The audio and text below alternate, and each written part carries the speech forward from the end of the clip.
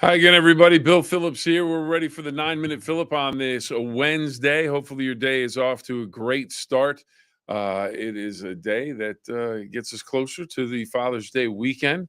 But as we got ready for the 9-minute Phillip, we got some news that came in. Breaking news out of the world of sports. West Virginia's own Jerry West has passed away at the age of 86. And I just jotted some notes down real quickly as we were getting ready for this. The one thing that most people know about Jerry West, or most basketball fans know about Jerry West, he is actually the NBA logo. It is his silhouette that they used for the NBA logo. He was at the top of his game. Apparently, they decided that they were going to use his logo, so he became or his silhouette. So he became the NBA logo, and he was a great representative and is a great representative of the NBA, a tremendous player, Hall of Famer. He won 9 championships as a player, scout, coach, executive, and consultant. Really the architect that helped put together the Showtime Lakers as a general manager, and they won with great regularity, did the Showtime Lakers back in the 80s. He started his high school career East Bank, then went on to West Virginia University. And his fellow West Virginian, another outstanding player, played in the NBA and college ball, Hot Rod Hundley. He said Jerry West was the greatest competitor he had ever met. He said, didn't matter what you were playing, basketball, checkers, cards, whatever it was, Jerry West was going to find a way to win. He was that much of a competitor. He had to win everything, and he took it very, very hard when he did not. He only won 1 championship as a player. His Lakers running into the Celtics, Bill Russell, and then the great series in New York against the Knicks when it went to Game 7. Willis Reed famously hobbling onto the court before the game started for the Knicks, scored a bucket early. The crowd went crazy and really deflated the Lakers. As they had a chance to win that one with Willis Reed on the bench, didn't get it done, but he won. He won everything, and he won that championship as a player, and just a West Virginia legend, and just a guy that when you thought of basketball in the NBA, he was that guy. Hundley, and another nickname that was given to Jerry West was Mr. Clutch. You don't get that nickname unless you are clutch, and he is a guy that was indeed. And one other note that I found, and I thought this very interesting, just one of those awards. Sometimes you hear about it in the news and then you don't think about it anymore. He was awarded the Presidential Medal of Freedom in 2019. So an impressive life lived by Jerry West. Any way you take a look at it, just an impressive human being, tremendous story. Tremendous contributor. I cannot think of any negative things that I've heard about Jerry West. I'm sure, like everybody, he had his flaws, but you didn't hear about him.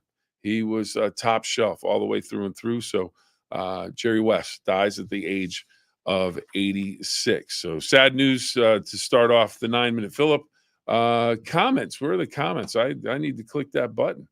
One of the things I forgot to do this morning, click the button for comments. So hopefully everybody can get on, make some comments. Maybe a story about Jerry West. Maybe a story about someone else that you think is Mr. Clutch.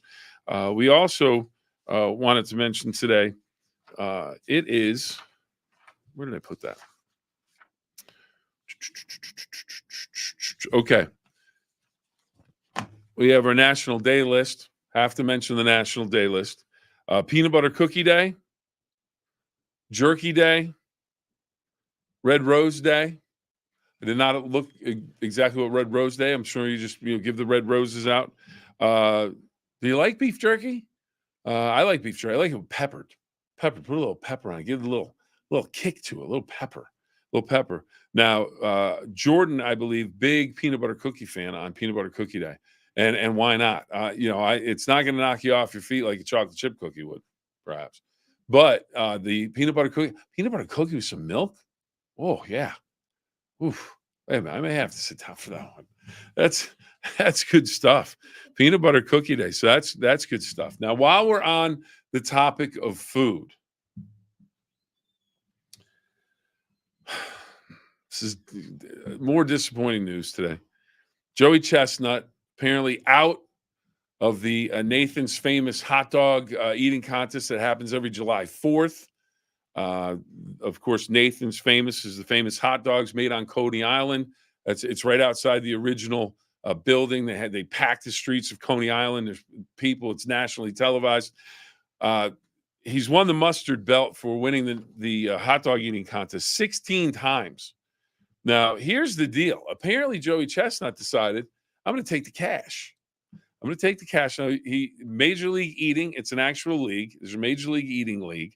And Nathan's Famous, apparently he does not have a contract with either one of those organizations. But he did sign a contract with a rival.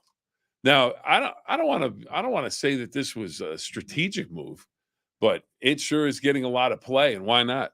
If you are Impossible Foods, and that's who Chestnut signed with, this is great marketing. This is just really smart. He signed with Impossible Foods, a rival brand that sells plant-based foods. So my question to you is, do you really want a plant-based food for your hot dog? We all know that there could be some really weird stuff in a hot dog to begin with, but do you want that, or do you want the plant-based hot dog? I've never tried one. Never tried. I've had a what are you, a veggie burger? I don't know if it's a vegan burger or anything like that. I have tried those. Okay, they weren't bad. Wouldn't be my first choice. But hot dogs, what do you think? Do you want to go with the plant-based food? Well, anyways, Joey Chestnut does, because they're paying him money. And the amount of exposure that they are getting right now is pretty impressive. Now, how long will it last? Or does Joey Chestnut, wouldn't it be a surprise? Wouldn't it be a surprise to all this stuff? Talk about Impossible Food. Talk about the vegan hot dogs. Talk about all these things. Beat the drum. Joey Chestnut's not going to be in the big contest. And then we find out that maybe, just maybe, someone's got a tie from Nathan's to the Impossible Foods. Or right at the last minute, Joey Chestnut decides to just push away from Impossible Foods, and he walks up on the stage and he eats 80 hot dogs in 10 minutes and wins the contest again. Wins the mustard belt. Could happen. Could happen. You never know. Have you watched the Nathan's hot dog eating contest? It can make you a little squeamish. It can.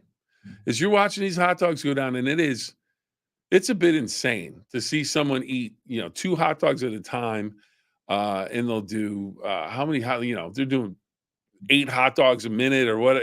Some crazy number, and you just think, I don't know how they do it, but they do. And now some people think with Joey Chestnut out of the competition this year, it'll be a better competition. It'll be closer in terms of winning, because he's been dominating it.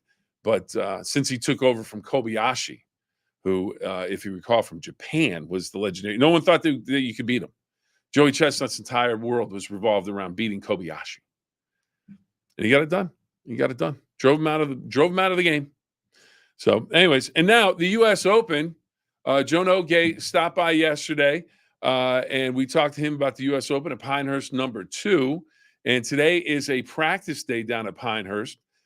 Joe is sending in some video for us, and we'll be able to see that at News 9 midday on WTOV9. So tune in at midday. We'll be able to see some of the behind-the-scenes footage that he has sent in from Pinehurst #2. Joe Nogueira, an attorney from Weirton, and has a place down at Pinehurst, and he gets some great behind-the-scenes. It's very quiet. Very quiet. It was just coming in as we were heading in here. So we weren't able to get it turned around quickly enough, but we'll have it for midday. And it's the early morning of a U.S. Open on a Wednesday on a practice round. And we're in overtime already, as we often do. I don't think we have ever not done overtime. Just saying. You're always getting a little extra here on the Phill-up. But I've had the opportunity to go to a few U.S. Opens at Oakmont in Pittsburgh. So Oakmont, one of the great courses in the entire world, one of the toughest courses. A lot of people think it's the toughest course in the world, because they actually say if you just grew the rough up, if you gave it a week, it wouldn't even have to be 2 weeks to get prepped. Most of the U.S. Open courses are prepped over the course of a year. But for Oakmont, it's so hard, it's so tough. Just grow the rough a little bit, and you've got your U.S. Open course. It's that good. Well, the thing is, when you go there early in the morning before that, it's very quiet, it's very peaceful, it's very tranquil, and those are some of the things that you'll be able to see at midday down at Pinehurst as we get ready for the 124th U.S. Open Championship, and it is the 1,000th USGA Association, United States Golf Association Championship ever in the history of the organization. This will be their 1,000th U.S. Open, or not U.S. Open Championship, but overall championship, men, women, kids. But it's 1,000 for this 124th U.S. Open. So a big week, and I want to remind everybody you'll be able to see the U.S. Open on WTOV9. Coverage begins now. They'll play on Thursday, but coverage begins on WTOV9 Friday at 1, and then you will have your weekend coverage as well on Saturday and Sunday. It's a Father's Day tradition of the U.S. Open being contested on Father's Day weekend. So we'll have to see which dad is the proudest at the U.S. Open and see whose son wins the U.S. Open this weekend. So we're looking forward to that. Looking forward to showing you the video today on News 9 midday. So a lot going on this day. And again, we started with sad news. Jerry West, the great Hall of Famer, great West Virginian, he went to East Bank High School, then the WVU, and then went on to fame and fortune in the National Basketball Association Hall of Famer, Presidential Medal of Freedom winner in 2019. Mr. Clutch, the NBA logo. He has passed away at the age of 86. We wish him and his family regards as he has passed away at the age of 86. So Jerry West is gone, and we are going to wrap things up once again here on the Phill-up. And two things that I think Jerry West probably did his entire life. He probably had more than 2 rules. Maybe he had 1 rule. I don't know how many rules he had, but I guarantee you he had fun and tried his best because he was that good. He is one of the all-time greats. And that wraps it up for this edition of the News 9 Phill-up, everybody. Until next time, can't thank you enough for checking us out. We'll see you tomorrow. Have a great rest of the day.